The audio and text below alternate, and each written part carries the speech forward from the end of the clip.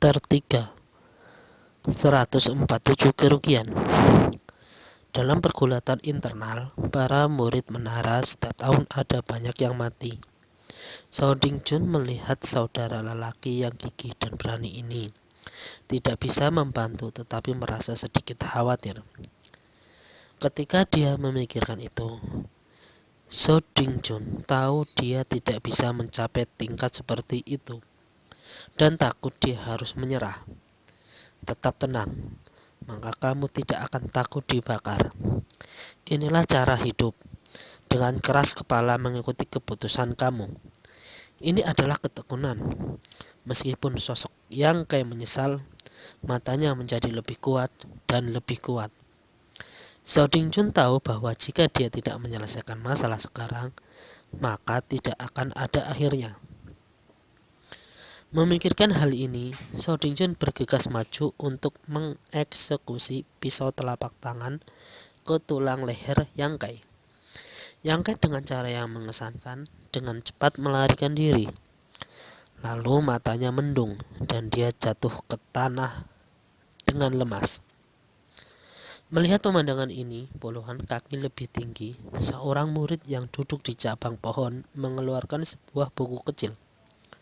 Membalik halaman yang dia tulis, murid percobaan Yang Kai versus murid biasa Zhao Dingjun menang. Orang yang berada di cabang pohon memiliki sosok yang anggun. Itu jelas seorang wanita. Hanya saja topeng hitam di wajahnya tidak memungkinkan orang untuk melihat wajahnya. Tapi alisnya yang halus membuktikan bahwa orang ini belum tua. Ban lengan di lengannya juga menunjukkan identitasnya, murid Sky Tower Dark Hall. Dark Hall Sky Tower adalah sektor khusus. 3 tetua utama sekolah bertanggung jawab untuk pemerintah, dan murid-murid aula bertanggung jawab untuk mencatat semua urusan sekolah. Tidak peduli sebesar atau kecil, semua hal dicatat. Itu juga termasuk hasil duel antar murid. Jadi untuk semua pertempuran di sekolah, kamu tidak perlu khawatir tidak bisa membuktikan kemenangan dan mendapatkan poin kontribusi. Karena dalam bayang-bayang murid-murid aula gelap akan mencatatnya untuk kamu dan merangkum catatan bulanan kamu.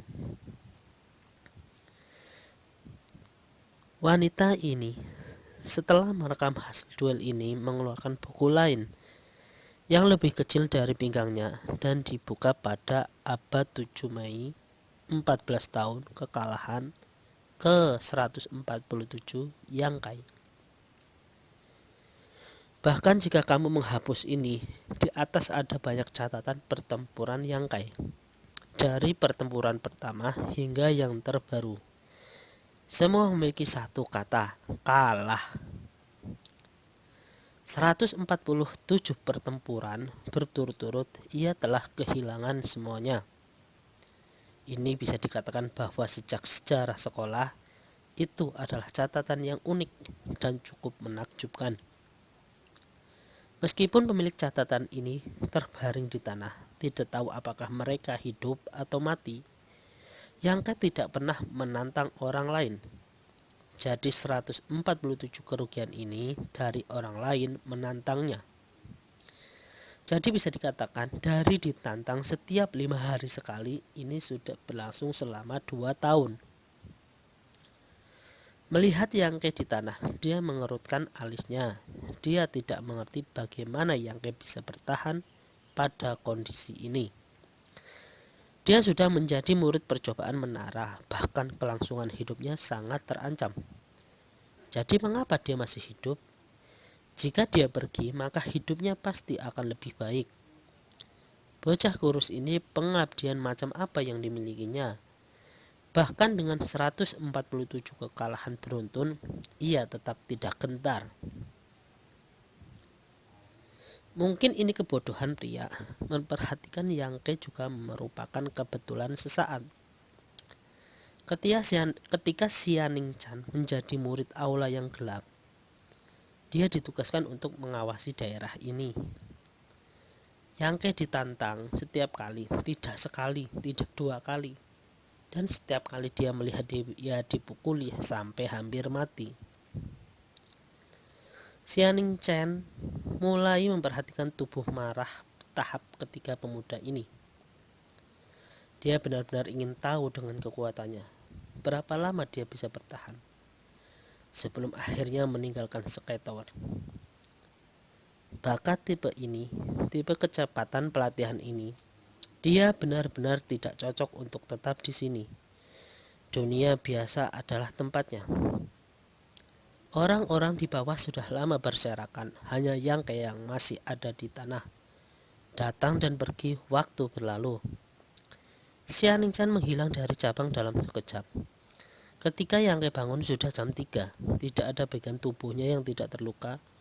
Dengan terhuyung-huyung dia berdiri dan melihat ke atas.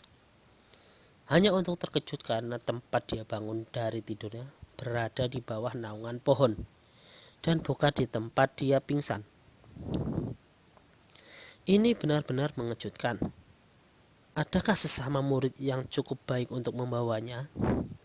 Ini belum pernah terjadi sebelumnya, menyebabkan Yangke mengerutkan alisnya.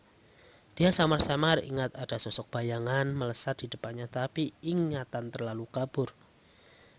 Berpikir lebih keras hanya membuatnya tidak jelas. Tetapi antara posisinya saat ini dan tempat dia pingsan adalah ada tanda drag yang sangat berbeda. Jelas menunjukkan bahwa dia telah diseret. Sekali lagi ia merasakan punggungnya segera rasa panas yang membara menyebar. Yangke membeku sejenak, menjadi sangat marah. Jika niat baik yang dia rasakan terhadap dermawannya dengan cepat menghilang, orang itu secara langsung menyeretnya. Jika tidak, bagaimana punggungnya bisa berdarah seperti ini? Dia mungkin telah meninggalkannya di tanah. Yangke berpikir sendiri. Menjadi depresi, Yangke menyadari bahwa di tangannya dia memegang sesuatu. Menunduk ragu, dia terkejut menemukan porselen kecil yang bagus di tangannya. Apa ini? Ini jelas bukan miliknya, karena satu-satunya yang dimiliki Yangke adalah pakaian di punggung dan sapunya. Bagaimana dia bisa memiliki ini? Botol porselen kecil memiliki label yang kamu bacanya, krim pembekuan darah. Krim pembekuan darah. Yangke tahu tentang ini. Ini adalah krim sekolah untuk membantu menyembuhkan luka. Meskipun itu biasa, efeknya sangat baik. Umumnya para pemuda akan membawa 1 botol untuk keperluan darurat. Botol krim yang satu ini di Sky Tower Logistik. Harganya sangat mahal. 10 poin kontribusi adalah biaya total. Berapa banyak poin kontribusi yang dapat diperoleh Yangke untuk menyapu sebulan? Dia hanya bisa mendapatkan 10 poin. Dengan kata lain, harga 1 botol ini setara dengan 1 bulan bekerja untuknya. Siapa itu? Pada saat ini kebencian yang dimiliki Yangke terhadap orang ini sangat berkurang. Tetapi saat dia bergerak, rasa sakitnya kembali berkobar. Dia sudah datang ke menara ini selama 3 tahun. 3 tahun. Dalam waktu ini Yangke sudah terbiasa dengan kurangnya kasih sayang di antara para murid. Tetapi hari ini, untuk orang ini meninggalkan sebotol krim pembekuan darah untuknya, sangat menyentuh hati Yangke. Awalnya dia mengira semua murid adalah orang berdarah dingin. Mungkin sebotol krim ini tidak berarti bagi mereka. Tetapi bagi Yangke saat ini, dia sangat membutuhkannya. Ada pepatah air yang menetes adalah rahmat. Sulit untuk dilupakan bahkan ketika gigi seorang rontok. Yangke bersama-sama bersyukur dan mencoba mengingat siapa itu. Semakin sulit untuk diingat, dia hanya bisa mengingat untian tipis aroma yang masih ada. Apakah obat ini harum ini? Yangke merenung. Menenangkan dan meluruskan pakaiannya, dia dengan hati menaruh botol itu.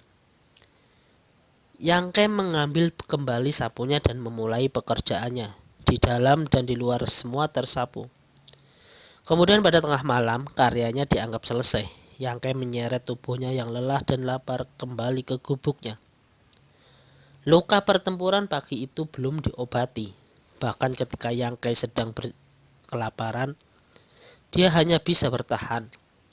Pertama-tama rawat luka tersebut, lalu tangani kelaparan. Melepas pakaiannya, dia kemudian membawa bak air untuk mencuci tubuhnya. Jika seorang berada di sisinya dan melihat tubuh Yangke, mereka akan berteriak kaget. Tulang Yangke bersama dengan tulang rusuknya semua terlihat jelas. Jelas bahwa tubuhnya tidak memiliki banyak daging dan kekurangan nutrisi. Ada juga memar dan bekas luka mengotori tubuhnya di mana-mana. Praktis tidak ada tempat yang tidak memiliki bekas luka. Setiap 5 hari dia ditantang, setiap kali dia kalah, setiap kali dia pingsan. Ketika luka lama belum pudar, yang baru ditambahkan. Beralih ke orang lain, mereka tidak akan bisa mentolerir rasa sakit ini. Tetapi Yangke melakukannya.